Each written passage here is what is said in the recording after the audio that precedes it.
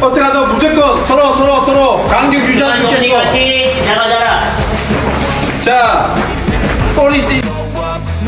Sudah banyak pemain naturalisasi kini memperkuat timnas Indonesia dan mampu mengangkat performa timnas.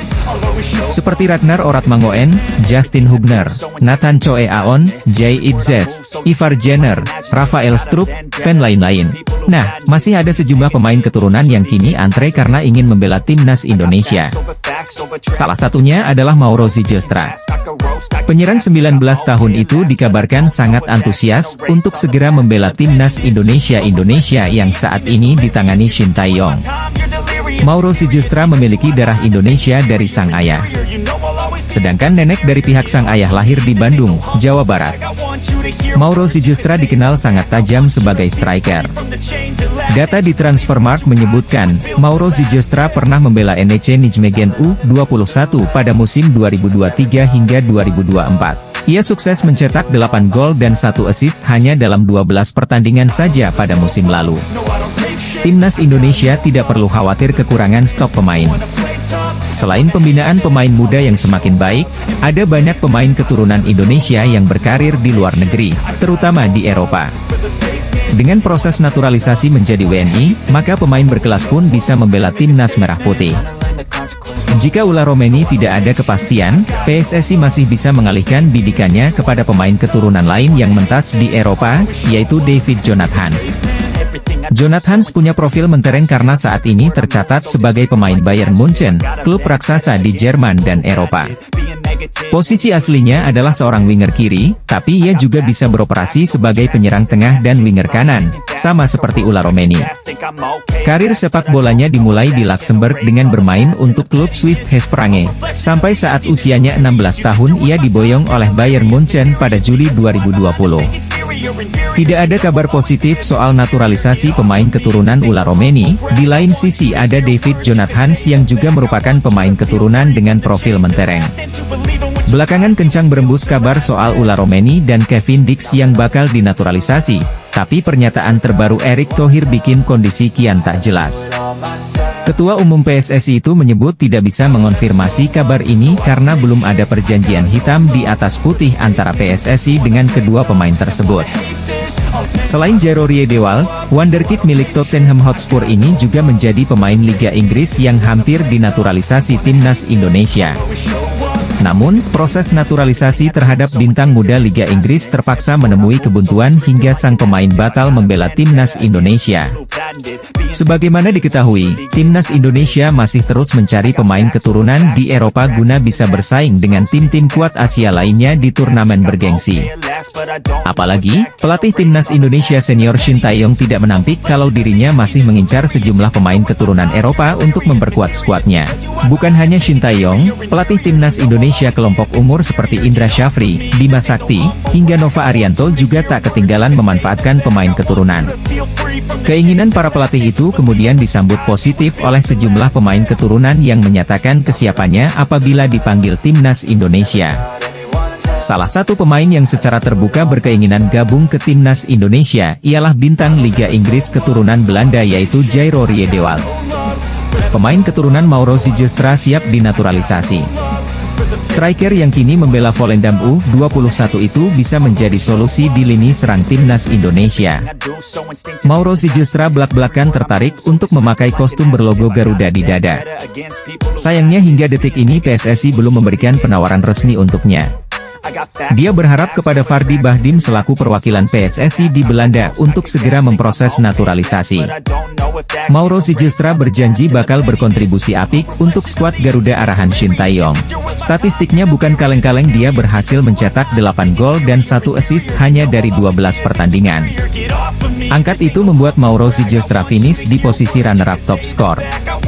Ini menjadi catatan yang bagus buat timnas Indonesia yang masih kekurangan striker tajam. Ketua Umum, Ketum, PSSI, yakni Erick Thohir, angkat bicara mengenai perkembangan proses naturalisasi calon kiper timnas Indonesia, yakni Martin Paes. Kiper FC Dallas itu sejatinya sudah berstatus sebagai warga negara Indonesia. Status itu didapatkannya usai mengucap sumpah setia di Kanwil Kemenkumham, Jakarta Timur, pada 30 April 2024 lalu. Sayangnya, ex-kiper FC Utrecht tersebut masih belum bisa membela timnas Indonesia. Hal itu dikarenakan dirinya terganjal satu aturan perpindahan kewarganegaraan dalam aturan FIFA.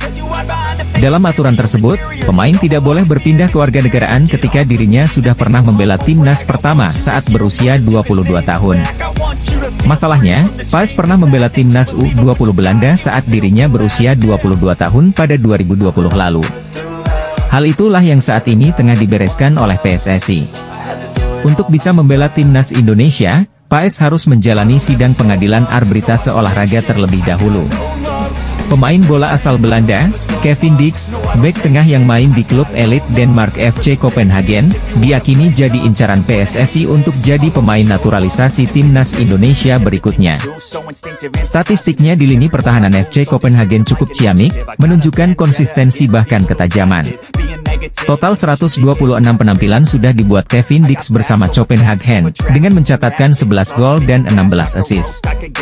Sebagai seorang bek, tentu ini torehan yang cukup apik. Dix menunjukkan ketajaman meski dirinya merupakan pemain belakang.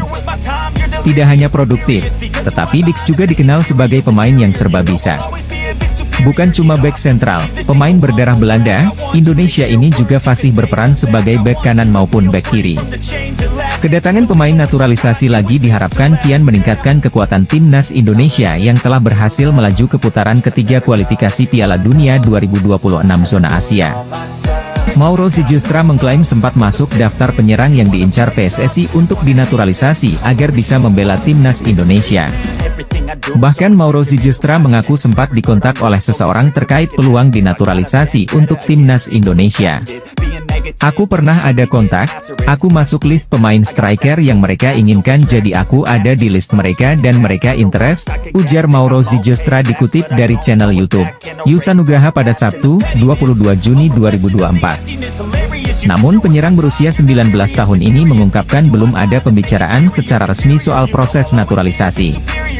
Dia berharap, Fardi Bahdim yang menjadi jembatan pemain keturunan untuk dinaturalisasi selama ini bisa menghubungkannya dengan PSSI. Apalagi, Mauro Sijustra percaya diri dengan statistik yang ditunjukkannya musim lalu bersama NEC Nijmegen U21. Pada musim lalu, Mauro Sijustra mencetak 8 gol dan 1 assist untuk NEC Nijmegen U21 di Divisi 2 Liga Pemain Muda U21 Belanda. Dengan catatan tersebut, Mauro Sijustra menjadi top skor nomor 2 di Divisi 2 Liga Pemain Muda U21 Belanda musim lalu.